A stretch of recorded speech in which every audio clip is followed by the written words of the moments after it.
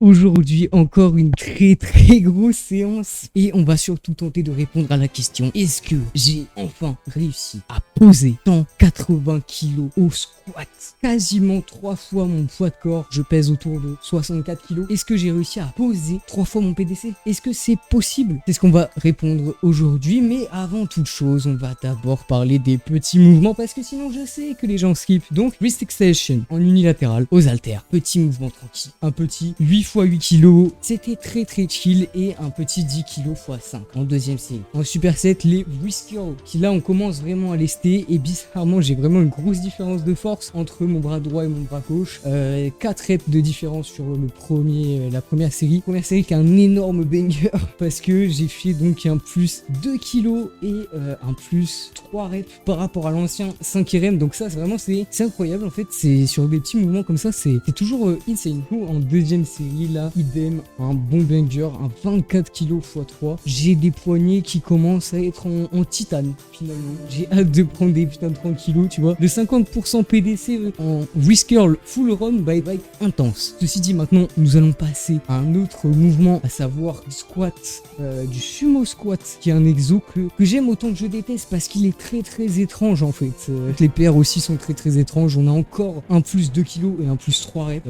Si je me suis mis à 30 kg, j'ai fait 15 répétitions, absolument énervé, et ensuite à 36 kg j'ai fait 7 répétitions. Donc la progression tout au long du cycle a été vraiment folle sur l'exo, mais par contre je pense que c'est pas la meilleure des idées que d'avoir sumo squat et squat dans la même séance, même si du coup sumo squat c'est vachement plus de abducteurs et d'adducteurs. En fait j'ai des hanches qui sont quand même assez fragiles, et donc faire autant de mouvements de pattern de squat, surtout dans des amplitudes assez extrêmes, parce que le sumo squat c'est quand même une amplitude qui est pas habituelle. Je pense que ça nuit un petit peu finalement à ma progression, ou en tout cas je pense que je pourrais encore mieux progresser si c'était pas dans le même cycle. Ceci dit, les sumo squat stance étaient en superset avec des hyper extensions, et pareil là les hyper ça monte très bien, à une rep près de faire un PR plus 7,5 kg par rapport au 8 RM. Donc j'ai fait un 40 kg x 7, et j'ai fait le plus petit rep range que j'ai tapé pour aujourd'hui, c'est-à-dire un 50 kg x 2 en deuxième set. Et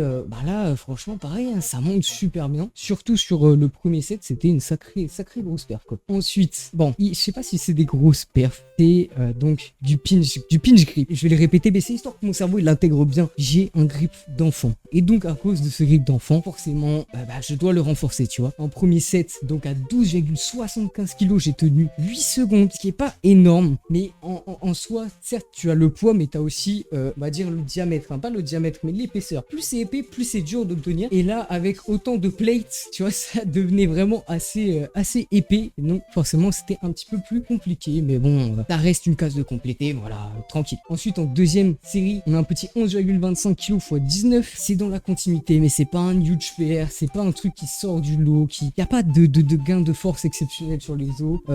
Troisième série, plus 750 grammes, bon c'est pas un truc folichon, mais ça c'est toujours à reprendre en fait. Tenu 28 secondes à 8,75 kg. Ceci étant dit, c'était aussi en superset avec des extensions mollets debout, et donc là pareil, les extensions mollets debout, on n'en peut plus en fait. À chaque fois j'essaye de faire des rep range assez bas, tu vois, en séance force, à chaque fois je dégomme mes PR des séances volume, et typiquement on est encore dans ce cas là. J'ai fait un 140 kg x 9 en premier set, soit un PR plus 10 kg encore. J'ai fait ensuite un 160 kg x 7, et tu vois, même entre mon x9 et mon x7 il y a 20 kg d'écart. C'est beau. Enfin, je veux bien que, bon, peut-être que j'étais pas très concentré sur la 140 kg x 9, mais bon, quand même, tu vois, c'est absolument fou la progression que j'ai eue sur les extensions mollets. C'est vraiment un muscle de fou qui permet de porter abusément lourd. Et donc maintenant on passe à deux petits mouvements très intéressants qu'on subit pas mal de transferts. Alors de quoi? Le seated leg curl a sûrement eu du transfert de la part du leg curl couché, de la part de tous les exos finalement qui augmentent la force, qui travaillent aussi les ischios, ça paraît logique. Donc sur, comme je vous l'ai dit, ce leg curl assis en dead rep, toujours pour standardiser, j'ai fait un petit 55,1 kg x 7, soit un PR plus quoi 7 kg, que ça seulement, trop nul. Et en deuxième série, voilà, encore un autre PR, un petit 48 kg x 4 x 12, PR plus 3,4 kg, mais en fait c'est vraiment abusé parce que tout au long du cycle c'était comme ça. peu importe l'exo, peu importe le mouvement, il y a des PR qui sortent de nulle part et ça va être encore plus vrai vers la fin de ce récap, vous allez le voir. Vraiment, définitivement, je ne comprends pas. Cette méthode est absolument... même pas de...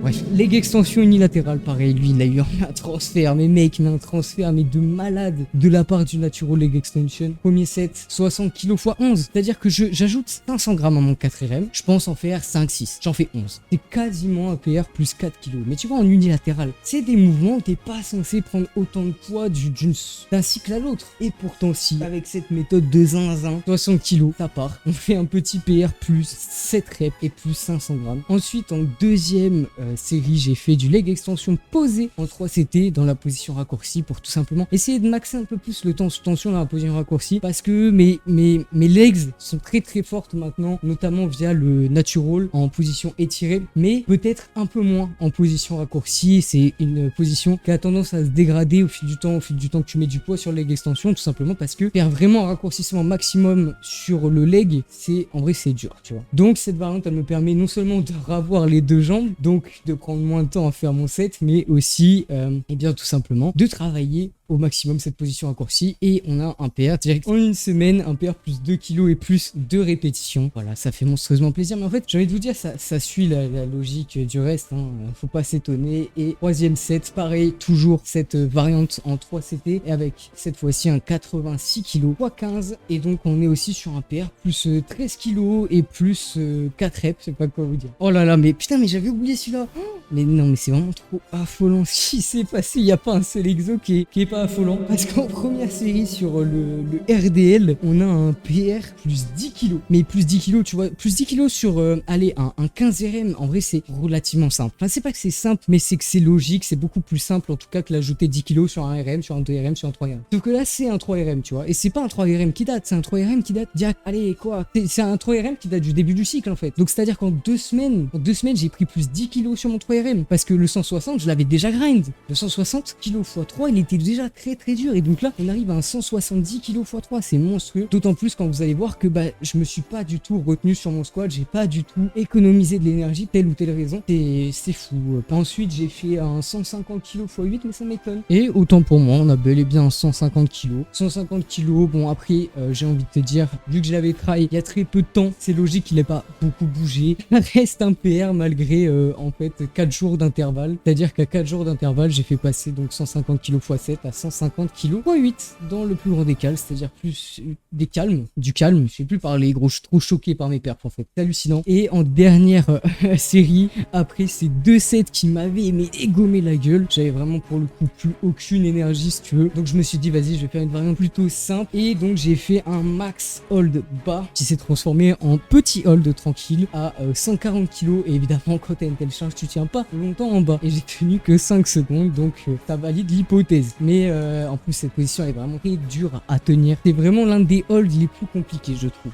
Ceci étant dit, on va pouvoir passer au mouvement roi, au mouvement qu'on attendait tous, au mouvement qui va répondre finalement à la question du début de vidéo, à savoir, ai-je réussi à poser 4 fucking plates à un body weight de 63-65 kg? Est-ce que j'ai réussi à prendre 7,5 kg en 8 jours? Est-ce que j'ai réussi à prendre 15 kg en un cycle? En 2 semaines. C'est ce qu'on va voir maintenant. Et déjà, je savais en fait ce qui allait se passer parce que mon last warm-up slash premier vrai set, je l'ai fait à 173 kg. Et donc j'ai posé 173 kg et je savais que j'avais de la réserve. Pourquoi? Parce que j'avais même pas fait mon petit glitch à moi. J'avais même pas fait ma potentiation. C'est-à-dire que j'ai passé un PR plus 0,5 kg sur le 1RM qui datait d'il y a 8 jours sans aucun problème. Sans potentiation, avec un peu de hype, un peu de musique, tu vois, mais c'est pas la concentration max. Donc je savais qu'après une potentiation à 220 kg, j'allais pouvoir lâcher une dinguerie. Et j'ai lâché une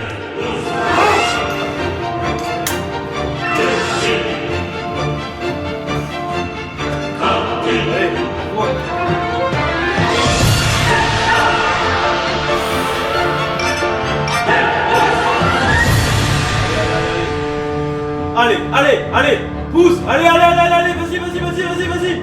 Allez, vas-y, tu l'as, vas-y, tu es presque. Allez, pousse.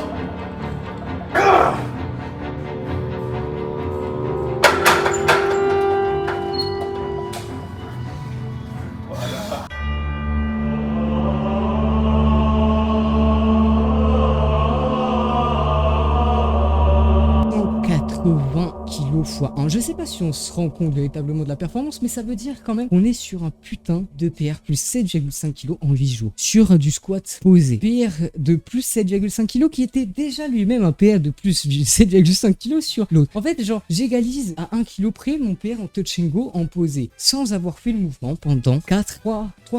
C'est absolument fou. Ma force au squat, je ne sais pas d'où ça vient, pourquoi, qu'est-ce que tu fais là finalement, je sais pas. Mais ceci étant dit, cette force est que sur le 1RM. Parce que si tu me fais descendre, j'ai fait un set à 152,5 kg. Et bon, si tu vois 1RM 180, ok, bon, 4RM, je sais pas, 160. Mon 4RM, c'était ce 152,5 kg. Ce qui n'a aucun putain de sens, mec. Genre, moi, juste mon 1RM au squat est monstrueux, monstrueux. En plus, la pose, la forme est good. La pose est good sur ce squat 80, monstrueux. Et du coup, pour me finir, j'ai fait la variante démoniaque. Vraiment, je préfère faire un 1RM que faire cette variante. Et sur cette variante, donc, j'ai fait un 150 kg x 5, partiel haut. Croyez-moi, ça fait mal quand c'est notre sticking point.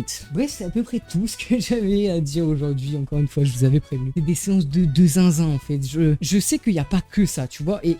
Mais on se rend pas compte de la proportion. C'est-à-dire que même si c'était une séance par un cycle, c'est-à-dire que c'est une séance de folie sur 2 semaines. Mec, une séance de folie, normalement, tu l'as fait aller au bout de 4 semaines après ton bloc pour les power. Tu vois, tu fais un bloc de 4 semaines et puis ta séance de folie, c'est ta week 4, tu vois. Mais nous, c'est limite pire rare, tu vois. C'est pas toutes les 2 semaines en vérité. Si tu regardes un peu plus, c'est vraiment toutes les semaines, t'en as au moins une qui est un ultra banger, tu vois. Donc, ouais, je sais pas quoi dire. C'était Seiki. Ciao.